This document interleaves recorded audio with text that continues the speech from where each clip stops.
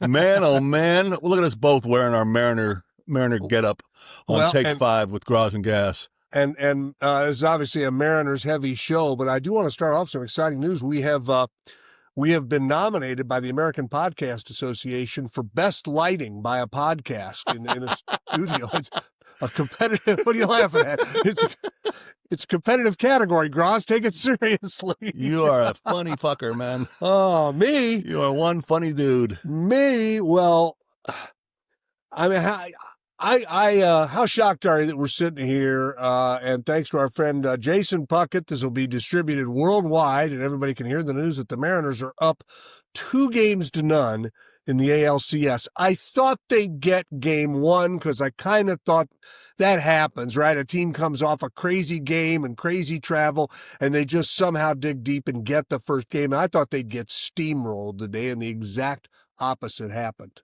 Yeah, it did. I mean, I thought, the real curious decision by the Blue Jays to start that young guy. I mean, he was obviously fantastic against the Yankees. I mean, that's the only time I've seen him pitch, and it's because he's only pitched 3 times before that in the major leagues.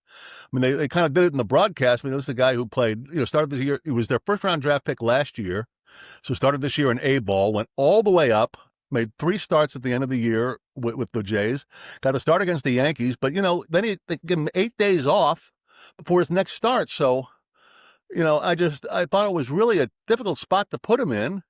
And I thought the Mariners would have a chance to jump on him early, and they did. Now, the thing is, Chase jumped right back. I mean, that's the thing. Logan Gilbert, wasn't as sharp as he was. And, all of a sudden it looked like a ball game, after 2 or 3 innings. And then it wasn't. I mean, then it wasn't. The Mariners, passing their seatbelts and just started hitting, and it's remarkable, to answer your question. I'm really surprised that they're here at 2-0 and dominant at this point. But, we're not going to get ahead of ourselves too much, except it's going to be insane 2 nights from now at the ballpark. Well, you still need 2 more, and then you'd have to get into the World Series. But the way they looked today reminded me of how they looked, that stretch where they won 9 of 10 in August. They won like 8 of 11 right before the All-Star break. They won, 17 of 18 or 16 of 17 in September. And this is how they looked at the start of those. They just start mashing it so the pitching, which is good, doesn't matter. It doesn't matter as much. And I'm going to do something I can't stand when people do is micromanage and overmanage pitching and pitching selections. I was surprised I was surprised Gilbert started, but I understood why. It's like, you got a chance maybe to slam the door here. But at that point, why only use him 3 innings? I'm thinking, why? And it turned out, it worked out great. And Bizzardo was fantastic, and the bullpen the rest of the way was good. But I would have tried to get a little more out of him just because I think that's why you're using him. But who am I to say? I mean, so it's funny when people are second guessing Wilson. I'm like, they're up 2-0 in the ALCS. Really. Let's back off a little bit on what's going on with him. There'll be plenty of time to do that in the next couple of games. And, even in this one to a degree, like you pointed out, I was surprised he used Gilbert in the first place, to tell you the truth. I mean, it felt like Castillo had worked less, and then, George Kirby's going the next game. So Castillo's getting another day off before he pitches and potentially, the game winner. But, I thought taking Gilbert out was probably okay, Gas, because, he did throw a lot, threw pretty hard, the day off. They call it his off day. It wasn't the same thing as just his off day. John Smoltz kind of talked about that a little bit. So I wouldn't want to take any chances with him getting hurt or anything like that. Boy, we had one heart-stopping moment in this game, didn't we? Yes, when Cal Raleigh made the play on that bunt, and then, everyone knows what that reach is. Every guy knows what that is. Yeah, right. You pulled the groin muscle there. Yeah, and I sure hope he's okay, because sometimes you can continue on that and then you sit down for a while and say, I can't even move here. So let's keep our fingers crossed that he's all right. Mitch Garver hit a triple. Yeah.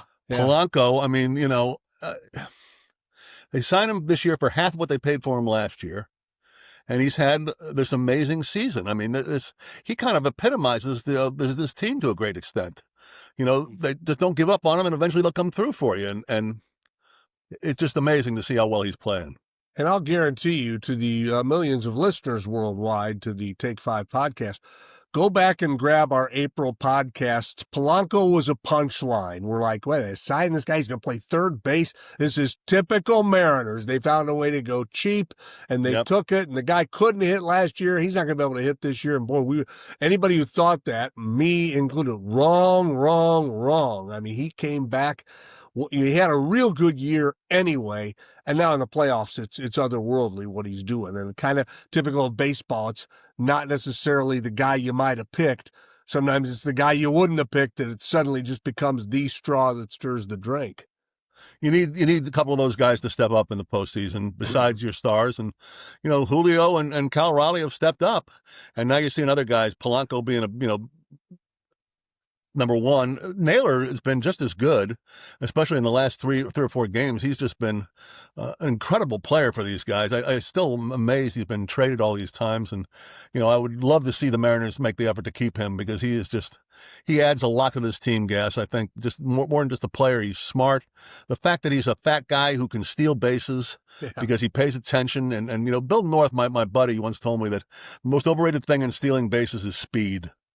Yeah, it's the most overrated thing there is speed, and you steal on pitchers. And, Naylor gives us a great example of that. You see him start up when guys ignore him, and, they always show, like, you forget to think about him, I suppose, because he does not look like he's going to run.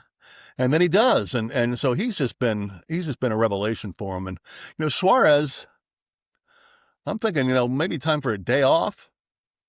Would you really put Williamson in? I mean, yeah. I might at this point. I feel bad for Suarez because he had a nice impact on him, but he started fading in September and he's never stopped. And this is what it looks like at the end a lot of times. But again, he's been a guy who in the clubhouse has been huge. Both the first time he was here and now this time he was here. That's not necessarily a reason to keep him in the lineup, but don't slag on this guy too bad. Yeah, he's not producing right now, and fortunately it's not affecting them too bad.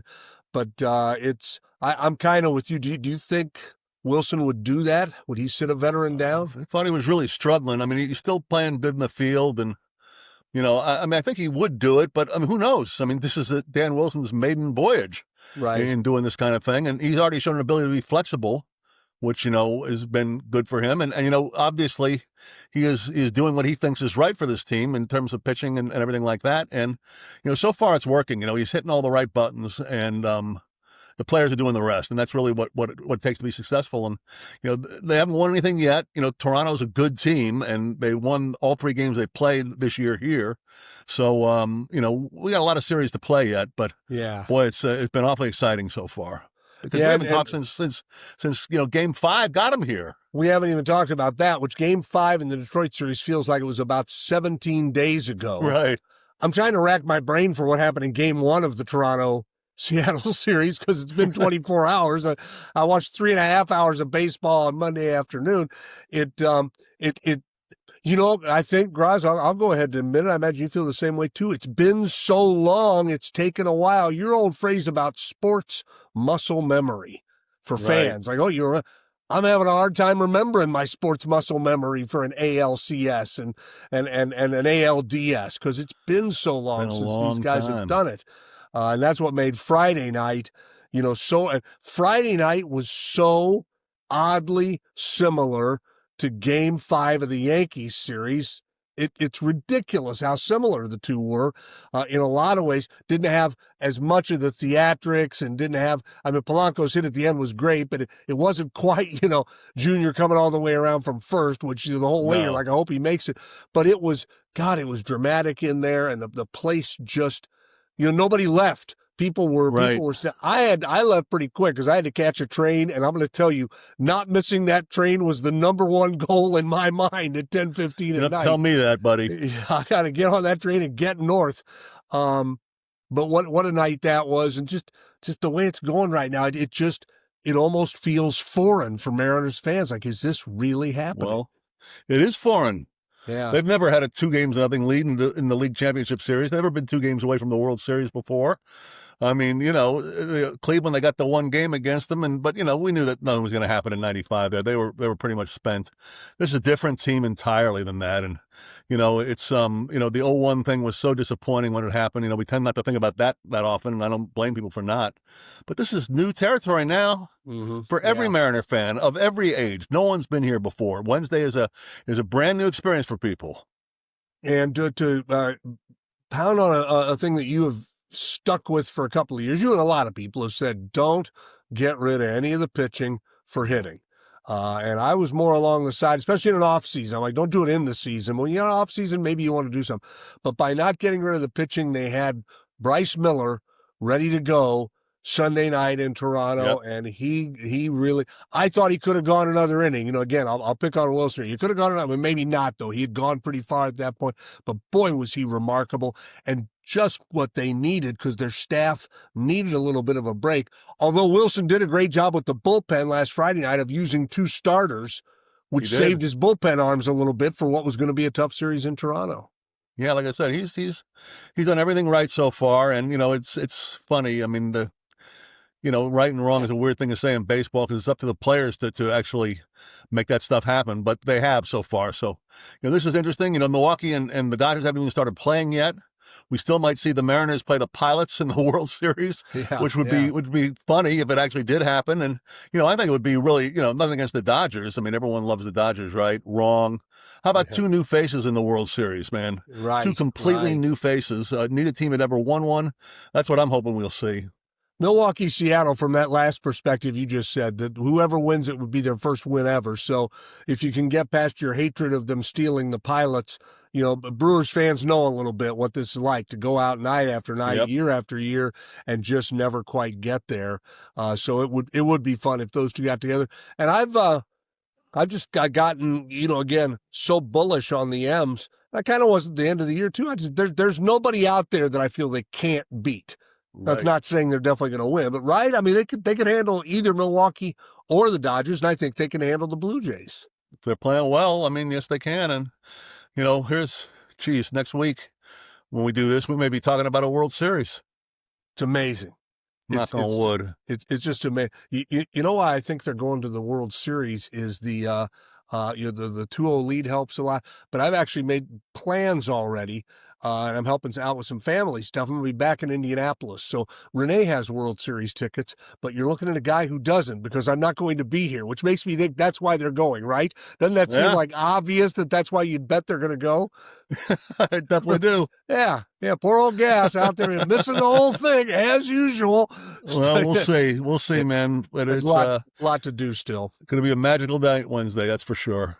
Yeah, and also and again, think about that. God, dare we say they could wrap this up in Seattle? I mean, they could. Yeah, a lot of work to be done. I feel like your boy Jay Trotter, Groz. I'm having a very good weekend, as most Seattle fans are. And then if you can add in Indiana beating the Ducks, which everybody up here loved, obviously, but I love it more because it was Indiana winning than just the Ducks. The Kraken won twice. The Sounders won. They're unbeaten. We are Titletown, USA up here all of a sudden. Huskies won. Everybody. Cougars almost pulled off a huge upset. They played a great game against Ole Miss. Yeah, what's going on around here? Yeah, it's fun all of a sudden. It is very, very fun, and it's and back to to close it back to the team that's grabbing all the headlines right now. I'll say again from the start, Dan being a part of this, and I just remember him as a player. Groz, you and I both watched him. He was not a get in your face kind of leader, but he was a come to your locker kind of leader, and not just to go, hey buddy, it's going to be fine. He was a come to your locker leader and say, okay, here's A, here's B, and here's C. That's what you're going to do because we got to get this fixed. Whatever it is, whatever the problem was, whatever the playing situation was, he and for him to have this kind of success, and they've surrounded him with a great staff, that's been fun for me to watch. For all of us, especially those of us who remember '95 that well, and have a connection to that, Piniella and all that stuff. I mean, it's just terrific. So again, we're putting the cart before the horse a little bit here, but feeling confident. So cut us a break. Yeah, right. I remember our boy Softy was all revved up once and was talking to somebody and said, you're just putting the cart over the horse. It's like, no, that'll kill the horse. You can't do that. You can't put the let him heart go. on. He's rolling. That's exactly right. That's exactly right. And then what are they? Castillo's going to start game 4, right? Didn't they? Have I heard that? I mean, No, Kirby. I thought Kirby's going game 3. Isn't he going? Oh, you're right. Forgive me. That's right. Kirby Kirby's 3 the next game. And Castillo's another old guy. It's funny, isn't it? As you get older, you love the old guys even more. You love the guys who are rolling it out there. And no way Castillo's in his prime, but he's got the wisdom and the smarts now, and that makes up for some of it. And it'll be fun to watch him if he's got. Well, he'll have a chance to get the Mariners a big win, regardless of what happens in Game 3. And Kirby the same thing.